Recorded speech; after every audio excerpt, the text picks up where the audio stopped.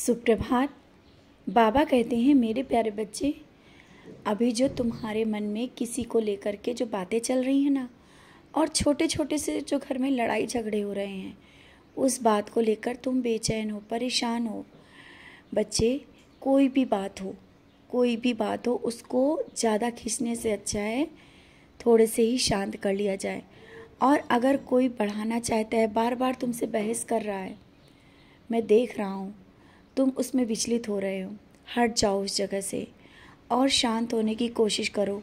क्योंकि मैं देखता हूँ तुम्हें भी गुस्सा बहुत तेज का आ रहा है और गुस्से में तुम्हारे शब्द भी अपशब्द हो जाते हैं।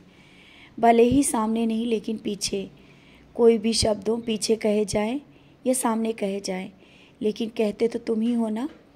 तो अपने कर्म को सुधारना है, बिगाड़ना नहीं है। अगर कोई तुम्हारे लिए अपशब्द बोल रहा है तो आवश्यक नहीं कि तुम उसके जैसा बन जाओ, उसके जैसे ही शब्द प्रयोग करो।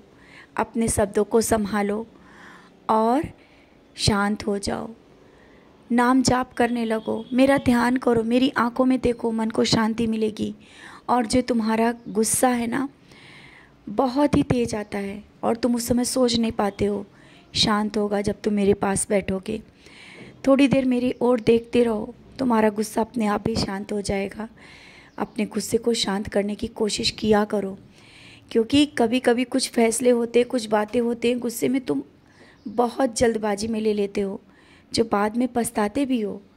मैं जानता हूँ तुम्हारा हृदय बहुत कोमल है, किसी लिए कोई गलत किसी के लिए सोच ही नहीं सकता है। लेकिन जब क्रोध आता है ना, तो कुछ भी कर सकते हो, कुछ भी बोल सकते हो। बाद में पछताना, रोना, ये सब तुम्हारा होता है और मेरे सामने माफ़ी मांगते हो। तो क्यों ना पहले से सुधार लाओ, इन सब बातों से दूर रहो और अपने मन को शांत करो। ये भी पता है कि तुम किसी के लिए अच्छा ही सोचते हो, कभी बुरा सोच ही नहीं सकते हो। लेकिन लोगों की नीयत है, लोगों की सोच है, वो क्या सोचते हैं, तुम उन बातों को लेकर के अपने मन में उलझन मत लाया करो। समझ रहे हो ना? तुम जैसा कर रहे हो वैसा करते चलो।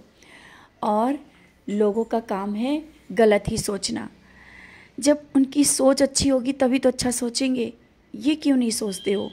तो अपनी सोच को तुम क्यों खराब करते हो? घर का वातावरण शांत रखो, क्योंकि तुम्हारे इस तरह से बर्ताव से घर का वातावरण भी खराब होता है और चीज़ें भी अव्यवस्थित रखते हो, भूल जाते हो, इधर उधर रख करके भूल जाते हो और बार बार ढूंढते हो, क्योंकि मन ही नहीं शांत रहता है। तो जब मन को शांत रखोगे, हर एक कार्य समय पर होगा, व्यवस्थित होगा। अपने मन और समय को व्यवस्थित करो। समय व्यवस्थित होगा जब तुम्हारा मन शांत होगा। हर चीज़ें शांत भाव से करोगे। कोई भी कार्य हो, इस तरह से जल्दबाजी और गुस्से में अशांत मन से करोगे ना, कार्य सही नहीं होगा और समय लगेगा। मेरे पास भी बैठते हो, यही सब सोचते रहते हो। इन सब बातों को भूल जाओ। जो हो रहा है उन्हें सकारात्मक सोच से लो, अच्छी सोच से लो, सब सही लगेगा। घर को व्यवस्थित करने के लिए तुम्हें शांत रहना ही होगा। और बच्चों में ध्यान देने का समय है, अभी कुछ समय बच्चों पर ध्यान दो।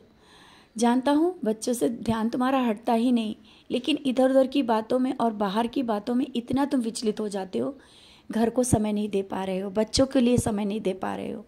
बच्चों के लिए समय दो और कितना भी व्यस्त हो, थोड़ा समय अपने परिवार के साथ बिताओ।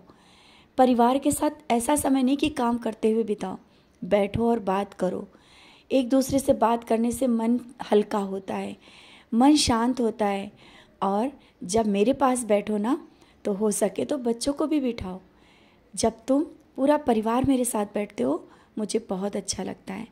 और जब चाह रहे हो ना किसी और को भी, कोई जो तुम्हारा अपना है, कि मेरे पास बैठे और तुम्हारी तरह ही पूजा करे, अवश्य करेगा। निश्चिंत रहो, मैं उसे खींच रहा हूँ, क्योंकि वो चमत्कार चाहता है ना, तो चमत्कारों के साथ ही खींचूँगा और वो तुमसे ज़्यादा मेरे करीब बैठने की कोशिश करेगा। विश्वास करना, ऊदी पर विश्वास मैं इतना बढ़ा दूँगा, वे स्वयं ऊदी लेगा।